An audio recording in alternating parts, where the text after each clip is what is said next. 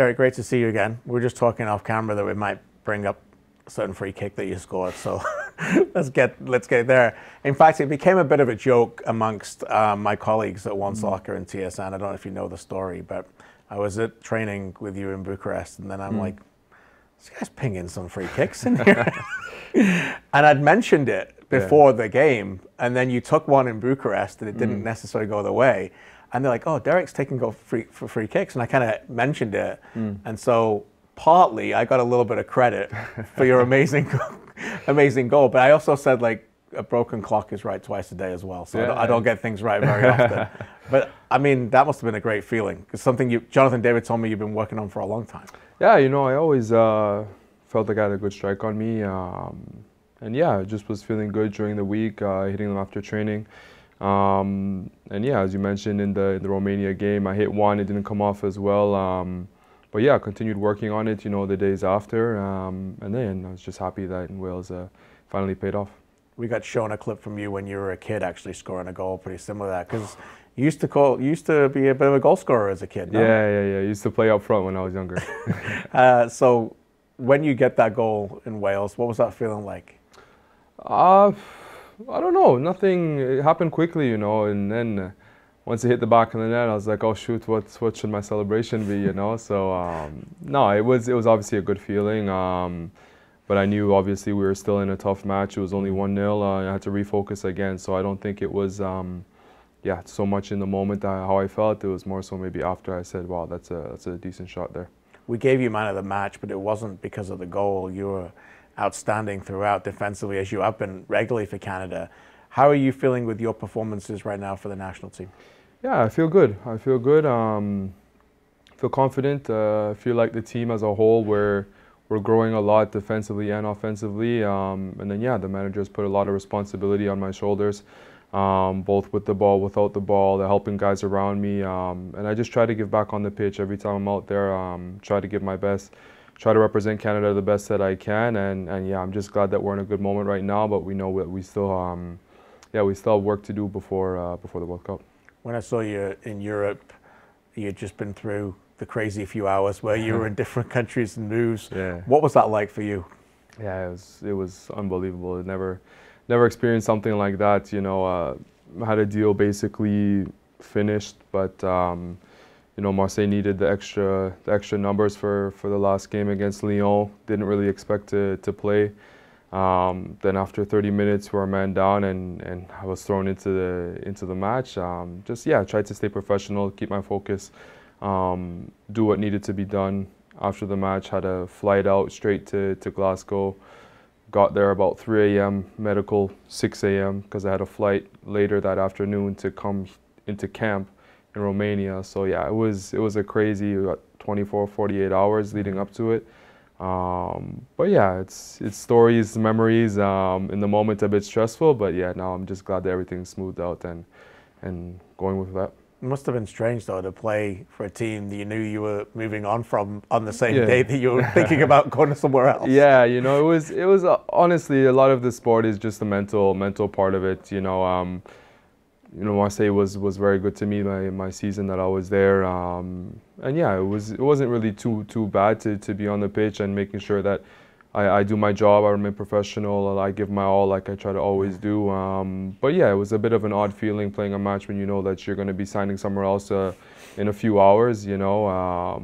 But yeah, it's just stories and memories for later on in my career. Has that experience helped you with that? Like, when you were younger, maybe it would have been different, or have you always been that way? Like, because not that you get toughened from it, but you more experience, you become a little bit more mature to absorb those challenges.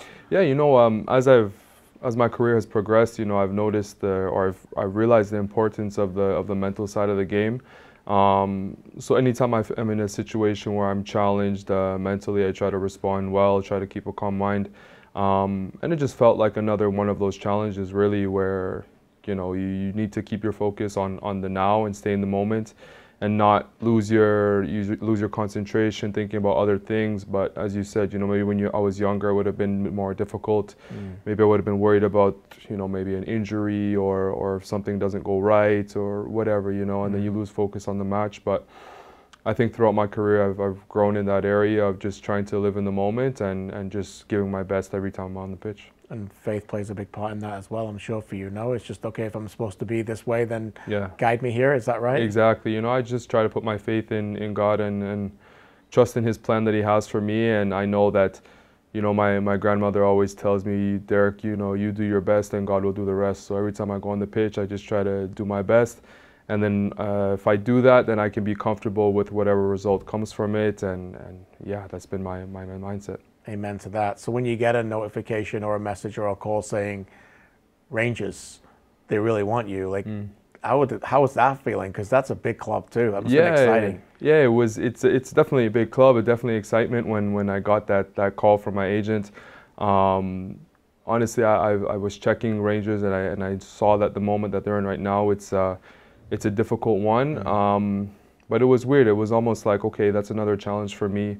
How can I go into a club that may not be in the best moment right now? How can I help that? How can I bring my experience to ultimately steer the ship in the right direction? So, yeah, it was exciting. It's a challenge that I'm still up for, and yeah, I'm just looking forward to it. So you played a few games. Obviously, I know they're going through a bit of a managerial change now as we speak. But what have you learned about Scottish football playing there consistently over the last few weeks that you maybe didn't know before? No, I mean, I think I've heard about it, that the Scottish League is a very physical league with, you know, very direct, very dynamic strikers. But I think actually playing and getting some experience there now, I've felt it, you know, how difficult and how imposing some of the play there can be. But yeah, in terms of playing for Rangers, I've definitely felt as well the fan base is incredibly passionate, you know. Even in bad moments that we're in right now, you know, you still have fans that they travel, that they support, that they really, no matter what, through thick and thin, they support the club.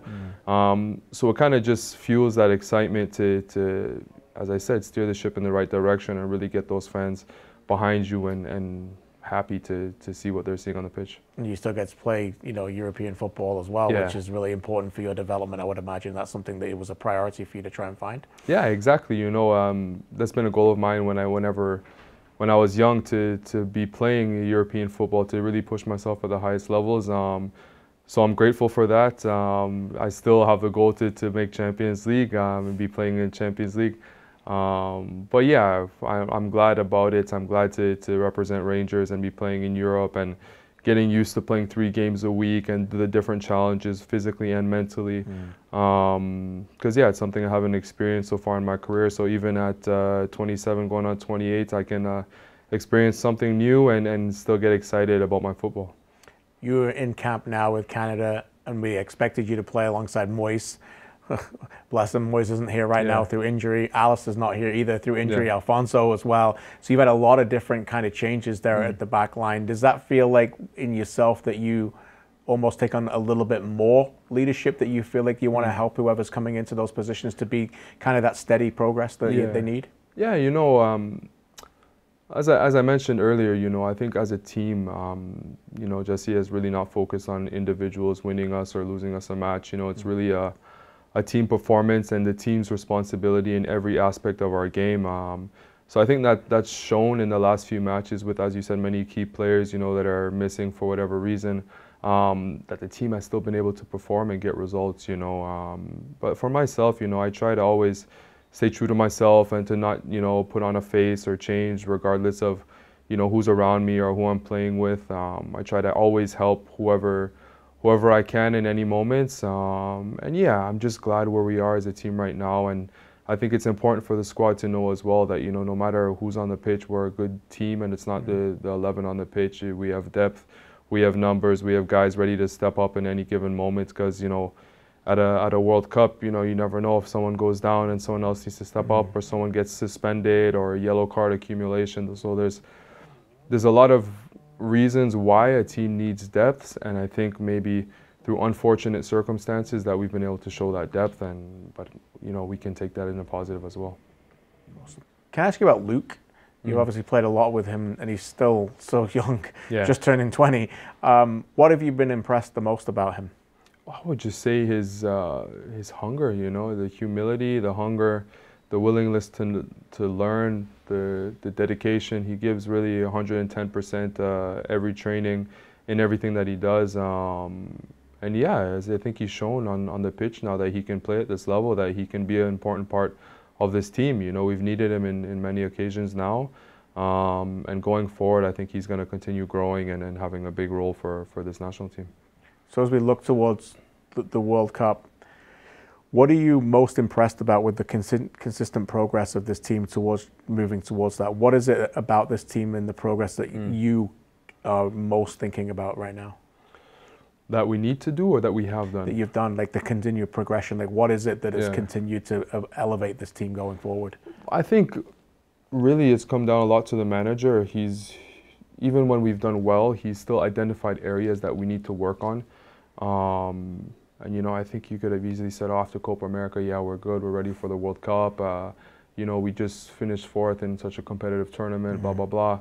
But he basically said, no, we're not. We still have a lot of things to do. We still have different levels to reach. And, you know, the last couple camps, the big topic, I think he picked up on that from the Gold Cup, was that we need to increase our personality, increase our communication on the pitch, and increase our responsibility. Right. And again, not just certain players, you know, like you mentioned, really the whole group, the whole team.